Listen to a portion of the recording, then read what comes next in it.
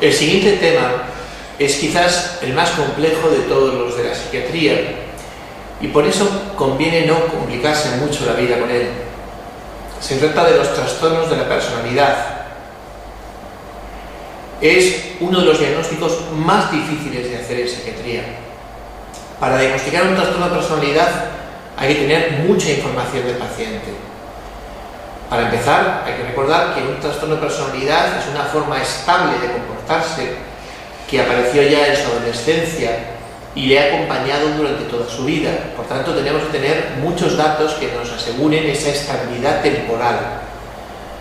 Además, una persona con un trastorno de personalidad presenta una constancia en su forma de comportarse en distintos ambientes, con su pareja, con su familia, en su trabajo, con sus amigos. Siempre se comporta de una forma más o menos parecida y de luego nos hacen falta muchos datos que nos confirmen esa constancia, esa consistencia. Además, un trastorno de personalidad tiene que generar problemas. Aunque el paciente no sea consciente de que esos problemas deriven de su forma de ser, tienen que existir dificultades que casi siempre se manifiestan en la relación con los demás. Por tanto, es un diagnóstico difícil. La pregunta 39 nos presenta un caso muy, descrito de una forma muy exhaustiva, porque es la única forma de asegurar el diagnóstico. Estamos entre una chica que se comporta de una forma bastante peculiar, ¿no?, en distintos ambientes. Tiene un comportamiento seductor, un comportamiento emocionalmente voluble, tiene una tendencia a la dramatización, a la exageración, tiene dificultades a la hora de establecer relaciones auténticamente íntimas con otras personas, ¿no? Nos están describiendo lo que se conoce como una personalidad histriónica, ¿no? E insisto en que no es nada fácil que en una pregunta de tipo test nos den una descripción tan detallada. Por eso nos basta habitualmente con quedarnos con las simplificaciones y es lo que vamos a intentar hacer.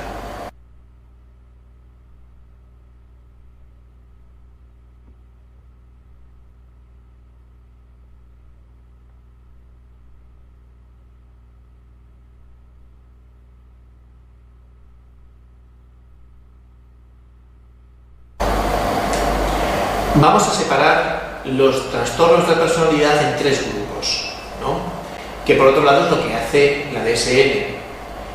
El primer grupo lo vamos a llamar los ansiosos, ¿no?, los agobiados, y es el grupo más cercano, por decirlo así, a lo que podemos considerar casi como normal.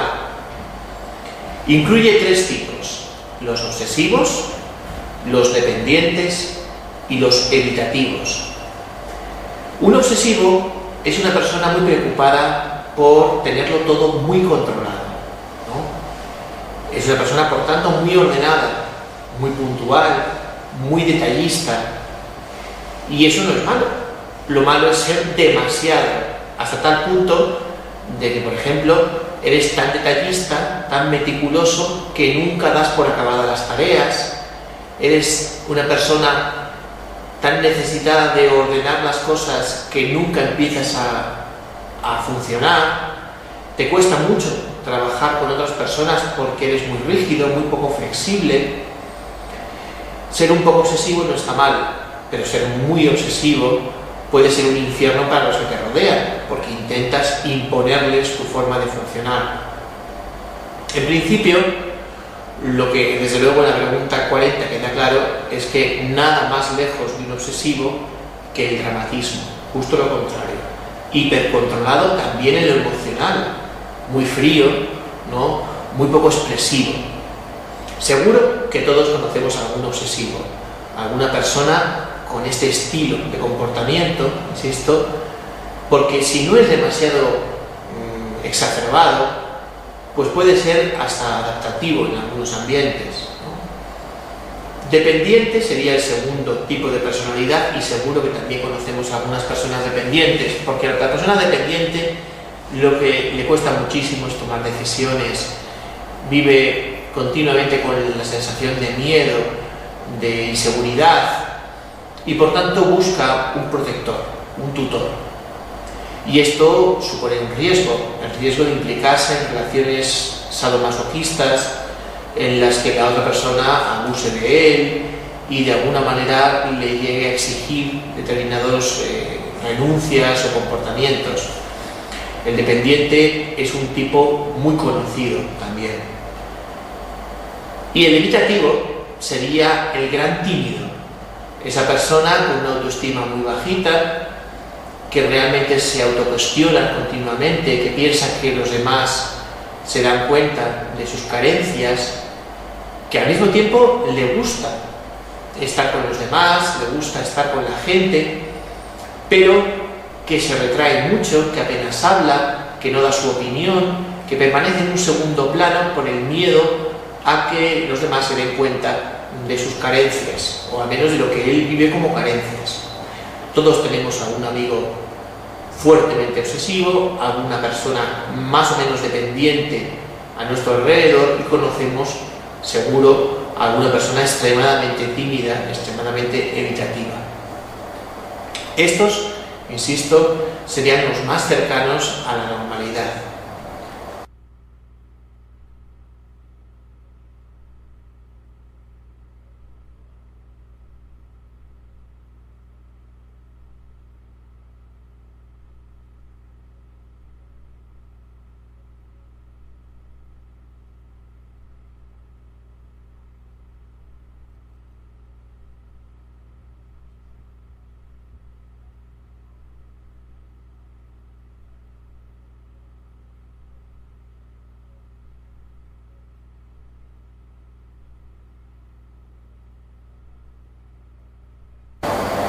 El segundo grupo le vamos a llamar el grupo de los malos.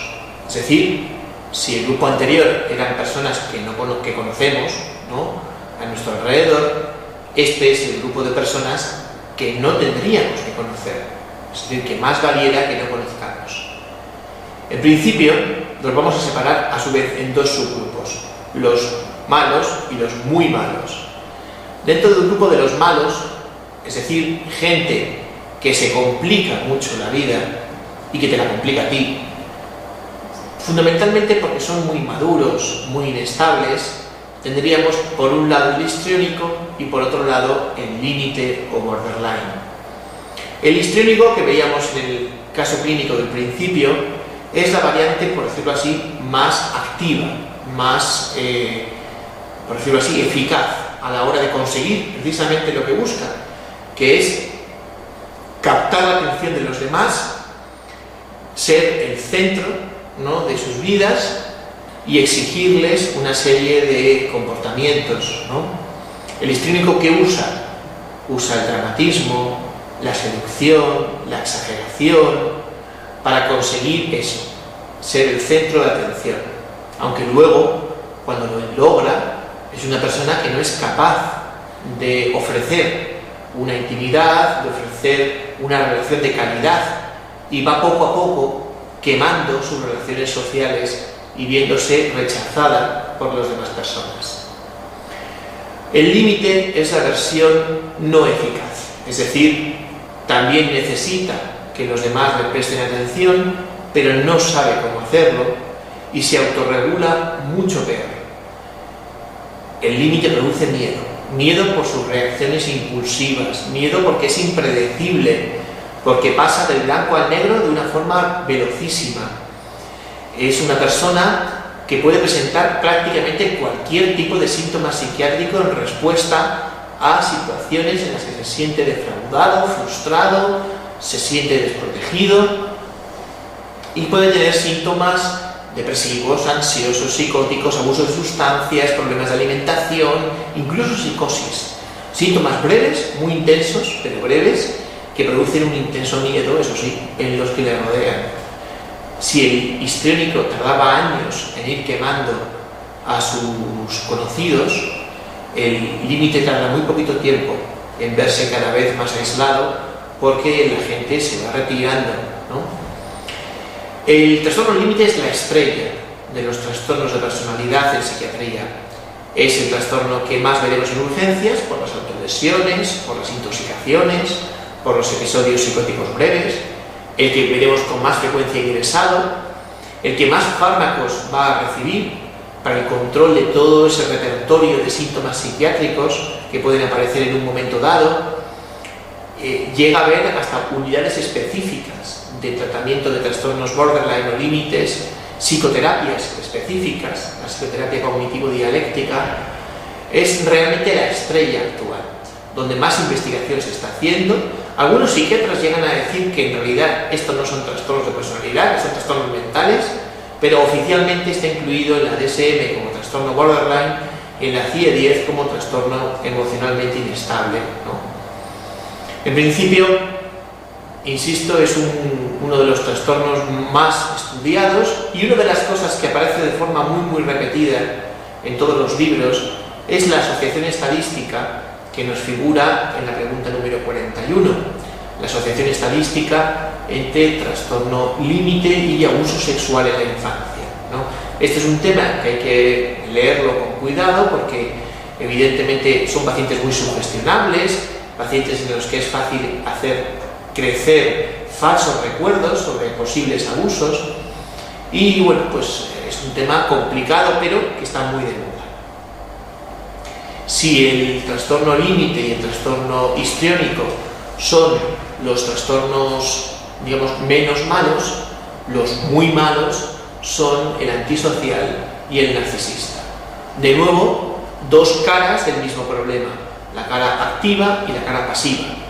La cara activa es el antisocial, la cara pasiva el narcisista. El narcisista es una persona que cree tener más derechos que los demás, que cree estar por encima de ellos, ¿no? Pero que habitualmente no pasa de esa conducta de explotación psicológica, es decir, de decir las cosas. Lo llamativo del narcisista, por tanto, es cómo trata a los demás, ¿no? Cómo el narcisista se relaciona con la gente, cómo cree que es superior a ellos, cómo les desprecia, pero no suele ir más allá de un maltrato psicológico. Sería la versión suave. La versión dura es el antisocial. Este sí que va más allá del maltrato psicológico y a veces incluye la explotación física, económica, el maltrato físico, el engaño, la mentira. Existe un error y es creer que los antisociales son delincuentes y que los delincuentes son antisociales. La mayor parte de la gente que comete delitos no tiene un trastorno antisocial de la personalidad. Tiene una conducta antisocial, pero no un trastorno de la personalidad. La mayoría de la gente que comete delitos se arrepiente una vez que los ha cometido, se siente culpable, intenta corregir su comportamiento para no volver a cometer delitos. Eso nunca lo hará un antisocial. Un antisocial no siente empatía por los demás, no le preocupan los sentimientos de los otros. Es una persona que te puede engañar de mil maneras sin que eso le suponga ningún tipo de perjuicios a nivel mental, ¿no? de sufrimiento. El antisocial, si es listo, puede engañarte, puede hacerte creer que aprende, puede hacerte creer que lo pasa mal, pero todo es una pura fachada. Un antisocial listo es muy peligroso porque no va a cometer delitos, va a saber dónde están sus límites, pero los va a explotar. Los límites legales, no los límites morales, porque él no tiene límites morales, ¿no? Un antisocial que no sea tan listo puede tener más problemas con la ley porque no sea capaz de medirse, ¿no? Entonces, en principio, muchos antisociales nunca cometerán delitos como tales, pero sí conductas moralmente antisociales, ¿no? Se aprovecharán de los demás, les engañarán y, bueno, no serán delitos, pero, insisto, entran dentro de esa descripción de lo que clásicamente se llamó psicopatía, ¿no? Estos serían, insisto, los dos malos. En la pregunta 42 nos describe una persona arrogante, que te desprecia, que considera que está por encima de ti, que crees que tú le tienes envidia y que, lógicamente, le calificas como narcisista, ¿no?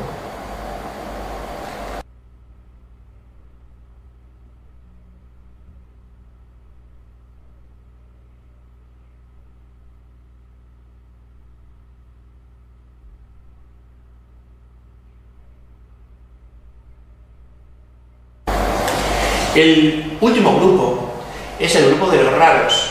Si el primer grupo es el de los que seguro que conoces y el segundo grupo de los que más vale que conozcas, el tercer grupo es el de los que nunca conocerás.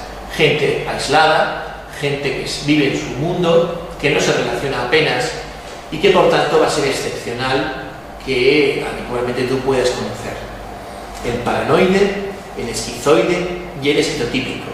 El paranoide marcado por la desconfianza, la suspicacia, el pensar que siempre hay una intención detrás de todo, que es lo que le hace lógicamente irse aislando de los demás.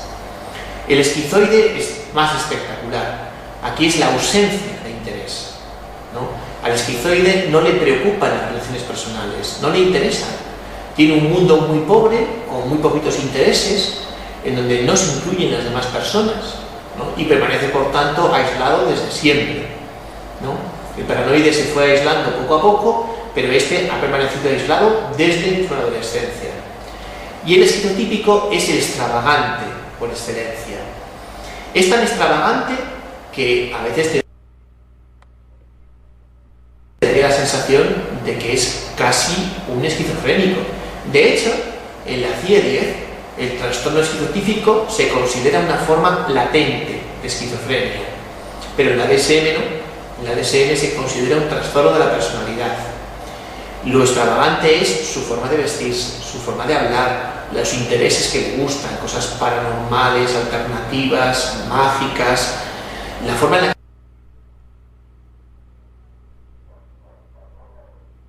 que percibe el mundo, al límite de lo que podrían ser casi alucinaciones, al límite de lo que serían delirios.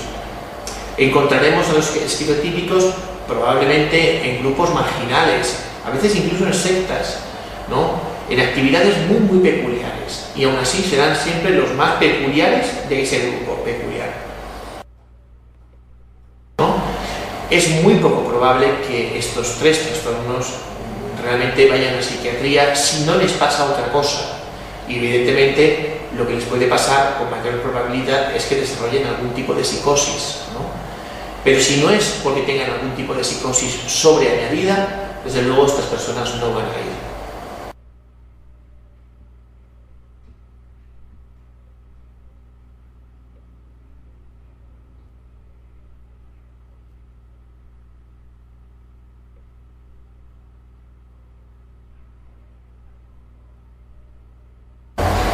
El tratamiento de los trastornos de personalidad es muy complicado. En teoría, la base es el tratamiento psicológico, una psicoterapia de introspección profunda, a largo plazo, que ayude al paciente a detectar los patrones disfuncionales de comportamiento y a generar alternativas. Pero esto solamente es viable en los casos, digamos, más suaves. Por supuesto, en los tres que llamamos casi normales, ansiosos, agobiados, es decir, obsesivos, dependientes y fóbicos, y en algunos casos de trastornos histriónicos o límites. Fuera de eso, es muy poco probable que la psicoterapia consiga realmente cambios, y tampoco se pueden conseguir grandes cosas de la farmacoterapia, salvo el control de las posibles complicaciones psiquiátricas que tuvieran los pacientes, ¿no? Dado que estadísticamente las personas con problemas de personalidad tienen más complicaciones psiquiátricas que las personas sin problemas de personalidad.